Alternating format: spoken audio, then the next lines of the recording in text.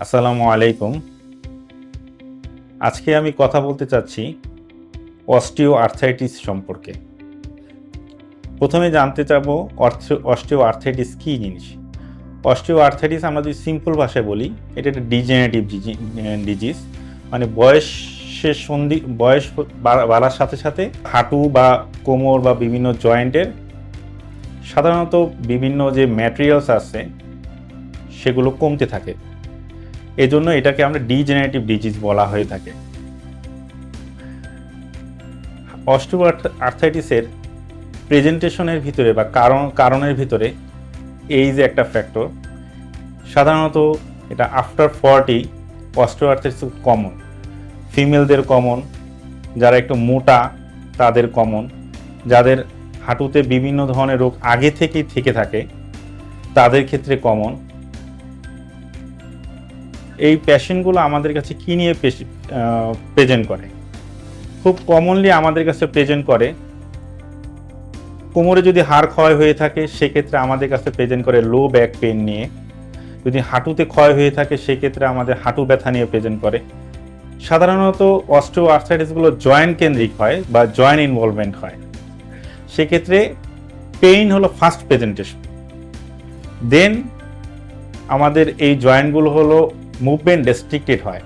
Suppose ধরেন হাঁটু 140 degree হয়, সেক্ষেত্রে নর্মালি হাঁটু 140 ডিগ্রি ভাঁজ হয়, সেক্ষেত্রে দেখা যায় হচ্ছে 90 বা 120 এতটুকু পর্যন্ত ভাঁজ হয়, এরপরে আর ভাঁজ হয় না। বা কোমরের অস্টিও আর্থ্রাইটিসের ক্ষেত্রে সে হয়তো নিচে বসতে পারতেছে না। এগুলো খুব কমনলি আমাদের এই ধরনের প্রেজেন্টেশন নিয়ে রোগীগুলো আমাদের কাছে আসে।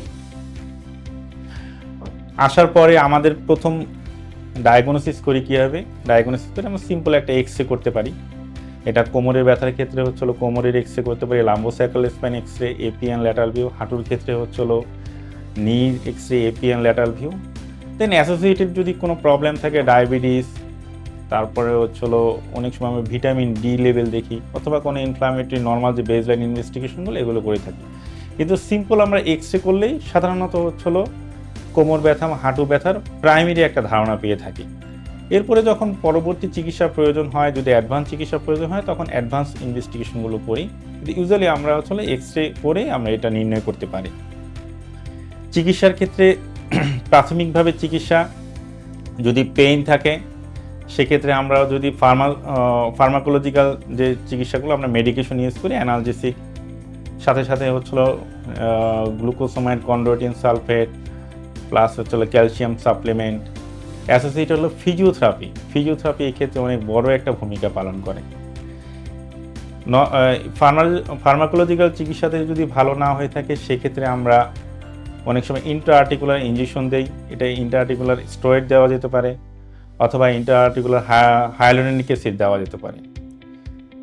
এটাও যখন ফেল করে, রোগী পেইন হচ্ছে, তারপরে তার জীবনযাত্রা, প্রতিদিনের জীবনযাত্রা ব্যাহত হচ্ছে তার ব্যথার জন্য, যেমন হাঁটু তার পুরোপুরি ভাঁজ হচ্ছে না, তার মানে কি হচ্ছিল, তাই সে হাঁটতে গেলে তার প্রত্যেক স্টেপে স্টেপে ব্যথা হচ্ছে, সেক্ষেত্রে আমরা সার্জারি একটা বড় ইস্যু আকারে ধারণ করে আমরা জয়েন্ট রিপ্লেসমেন্ট করি, অথবা আমরা হাই টিবিয়াল অস্টিওটমি, মানে এটা একটা সার্জারি অপশন।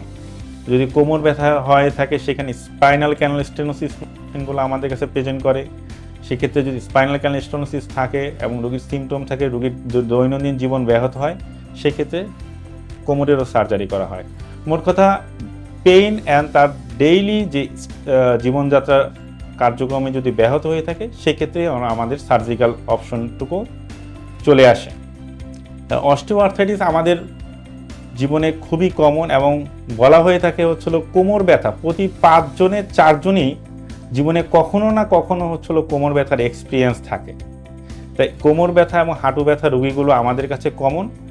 এগুলো হচ্ছিল রেগুলার ডক্টর দেখালে অথবা রেগুলার ফলো আপ করলে এগুলোর চিকিৎসার মডালিটি সবগুলোই আমাদের দেশে অ্যাভেলেবেল আছে এবং আমাদের এই হসপিটালও অ্যাভেলেবেল আছে।